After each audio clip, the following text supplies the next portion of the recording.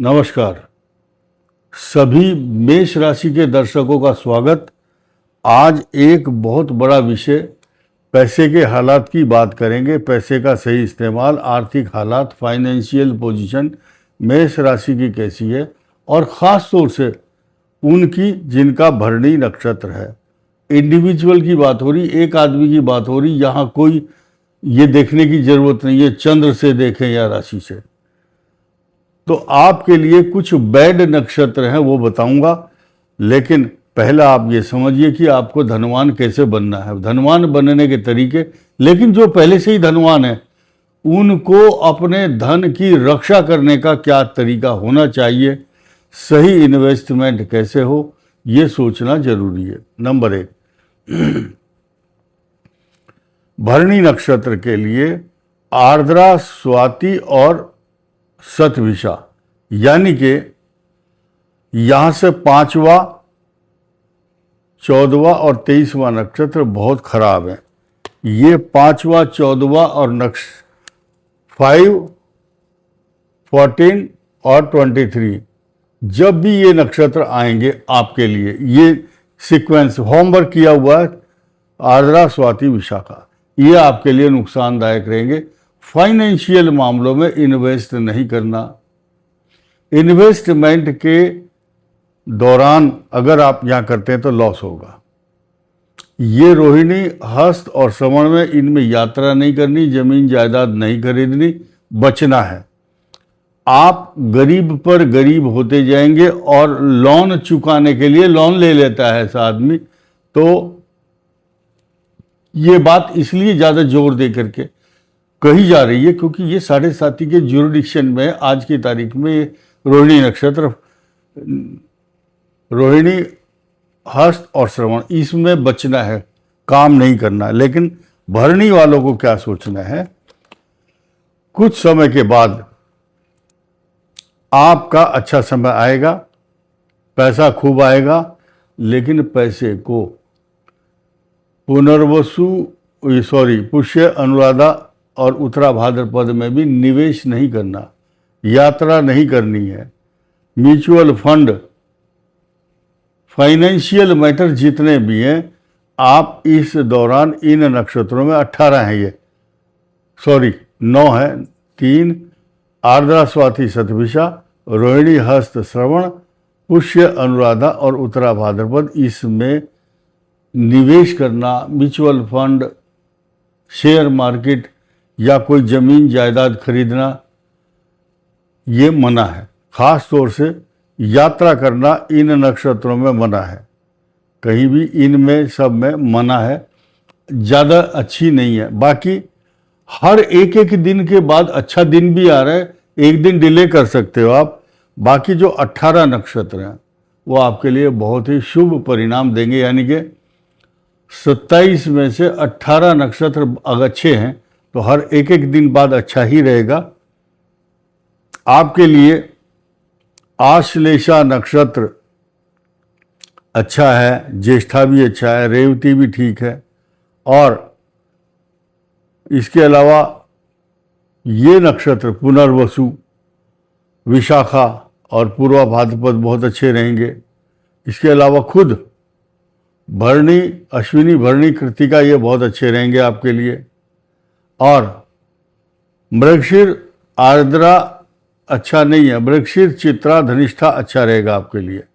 तो ये क्षेम कारक है आपके लिए।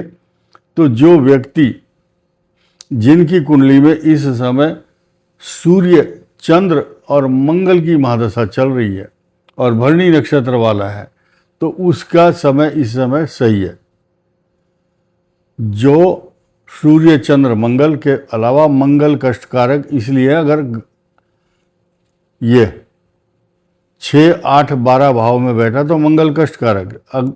लेकिन राहु की महादशा आपको खट्टे मीठे स्वाद दे रही, कभी बहुत अच्छा और कभी बहुत खराब, क्योंकि राहु की महादशा में आप कई सारे मामलों में उलझे हुए हैं। लेकिन बृहस्पति की महादशा आपके लिए जीवन को बहुत, आपकी नैया को पार ले जाएगी और विदेश यात्रा भी कराएगी। साथ ही साथ आपका जो समय है, इस समय थोड़ा सा कष्टकारक है इन्वेस्टमेंट को लेकर, लेकिन आपकी राशि प्रोडक्शन के लिए, उत्पादन के लिए तैयार हो रही है। 1 साल बाद आपने जो इन्वेस्टमेंट किया है सन 2025, 26 और 27 के फर्स्ट हाफ तक, उसका जो क्रेडिट, उसकी फसल तैयार होकर के जून 2027 के बाद मिलनी शुरू हो जाएगी। यानी कि आपकी राशि एक तरह से फैक्ट्री है, ये आपकी एक फैक्ट्री है। इसका जो प्रोडक्शन है और वो उसका उत्पादन का लाभ आपको मिलना शुरू होगा 3 जून 2027 के बाद, क्योंकि उस समय 7.5 का जो द्वितीय चरण है, आपको पसीना भी आएगा, भागदौड़ भी होगी, सिर के ऊपर वजन भी होगा, चिंता भी होगी। लिख लो, आसानी से सब कुछ नहीं मिलना, लेकिन धनवान व्यक्तियों की श्रेणी में आएंगे आप। भाग्य आपका ही काम कर रहा है, लेकिन मेरा काम है यहाँ पर आपको सुझाव देना कि इन नक्षत्रों से बचना। 5, 14, 23, 5, 14, 23 से बचो। और इसके अलावा आपके लिए और जो नक्षत्र हैं वो भी कष्टकारक हो सकते हैं। उनका नाम मैंने याद दिया, रोहिणी, हस्त, श्रवण, पुष्य, अनुराधा, उत्तरा भाद्रपद। ये शनि के नक्षत्र हैं और ये हैं चंद्रमा के, ये राहु के हैं। इनसे बचोगे तो पार पा जाओगे। बाकी जो 18 नक्षत्र हैं उनमें आपको क्या करना है, किसी भी शुभ नक्षत्र में जो 18 हैं, कोई भी एक नक्षत्र ले लो, आंख बंद करके उस दिन 1 रुपया आप इकट्ठा करना शुरू करो। वो 1 रुपया ही आपके घर में 1 करोड़ तक वृद्धि का प्रतीकात्मक रूप बन जाएगा।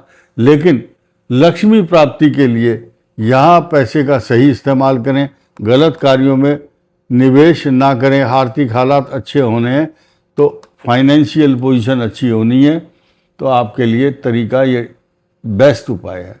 बैठी हुई चांदी की लक्ष्मी की मूर्ति और गणेश जी की आप खरीद कर लाइए, उनको दूध, दही, घी और शहद से शुद्ध जल से स्नान कराइए और बचा हुआ अवशेष जो जल है उसमें तुलसी का पत्ता डाल के पंचामृत के समान सब पूरे परिवार को ग्रहण करना चाहिए। यानी कि अभी बहुत कम समय है कलयुग में, आप रोज आजमाते रहेंगे लोगों के उपाय। कोई बोलेगा जल में ये सिक्का डाल दो, कोई बोलेगा इधर मुंह करके पूजा करो, क्योंकि आज के समय में इतना, कलयुग में बहुत कम समय मिलता, आयु कम है, काम ज़्यादा है, अपेक्षाएं ज़्यादा हैं।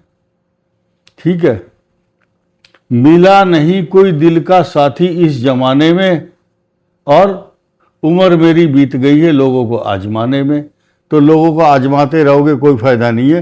ये जो नक्षत्र बताए गए हैं इनसे बचना है। बाकी जो 18 नक्षत्र हैं उसमें काम कीजिए और अपना पैसे का सही इस्तेमाल। इन 18 नक्षत्रों में जो भी बहुत बड़े बड़े धन्ना सेठ या फैक्ट्री वाले हैं, बिजनेस वाले हैं, इन नक्षत्रों से बचे, क्योंकि 7.5 चल रही है। इस दौरान अगर आप इन्वेस्टमेंट करेंगे तो नुकसान होगा। कोई भी म्यूचुअल फंड या शेयर मार्केट का काम करता है उसको लॉस होगा। पैसे का सही इस्तेमाल करना सीखना होगा।